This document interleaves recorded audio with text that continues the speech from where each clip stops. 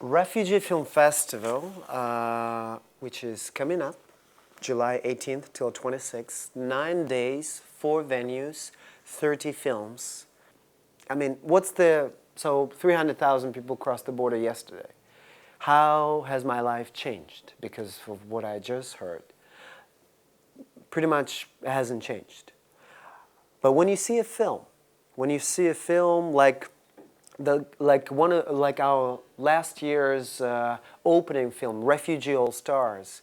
The Sierra Leonean people needed a revolution, but not a bloody revolution, not a negative revolution. We needed a positive revolution. Which is a beautiful film about reggae musicians from Sierra Leone who were forced to leave their country, but they still continued singing. They continued their lives because no matter where you're displaced, I mean, you want to live.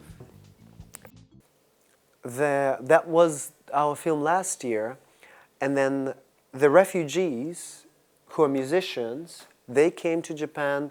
They performed at Fuji Rock concert. Later, NHK bought the film. Blood Diamond asked for their song to be on the soundtrack. Warner Brothers bought their album for the worldwide distribution. And this is the stories of refugees. This is the story that has not been just successful economically. This is the story that touched and changed people. And that's exactly what our films are. Some are more powerful, some are less powerful, but each of them has a story of a person, has a story of a family that has a lot to share in terms of their courage, in terms of their hope, and in terms of what they went through, their sorrow. Coming and watching our films would definitely help to clear some fears and give somewhat of a better understanding of what it is to be a refugee. It's hard to say that, to call certain films highlights of the program because every film is a special. Yeah. Every film is almost handpicked, and but some films that definitely people should see. Invisible Children, for example, a film that was made by 3 college students from California who went to Uganda and who just went on a journey to discover Africa, and ended up discovering in Uganda there are a lot of children being abducted by the Lord's Resistance Army, and the story is incredible in the way they follow children who hide in basements of hospitals and schools because they're afraid to be abducted by LRA, and their conversations with these kids whose lives are obviously touched by someone's presence, by someone caring, but also the lives of these filmmakers were touched and changed, I think, forever. Another film like Unveiled, for example, which is a German film. It's a very interesting story from Iran, when an Iranian lady has to flee the country because of her sexual orientation. The character in the movie, she flees Iran. She ends up being in Germany, where her application for asylum is denied.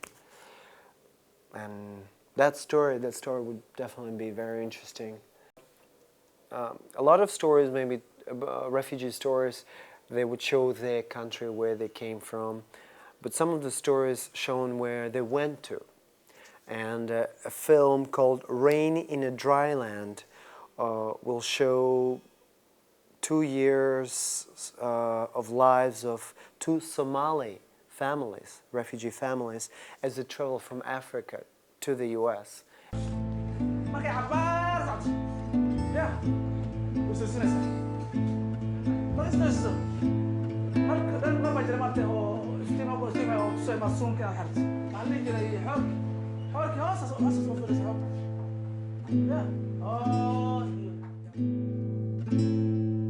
And obviously reality in a refugee camp, when you're a Somalian refugee, and reality that you experience somewhere in Texas is a bit different.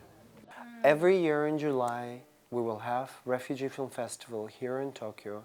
During the year, we share our program with other countries, and also we bring our program around Japan. We had an event recently in Kansai area. More cities are interested in having our event, so it's the film festival about refugees is a traveling film festival. In the words of those reggae musicians, refugees themselves, today we settle, tomorrow we pack. So we move. We move, we develop, we grow, and we share the program, we share the good news, the love, and hopefully more tolerance and understanding.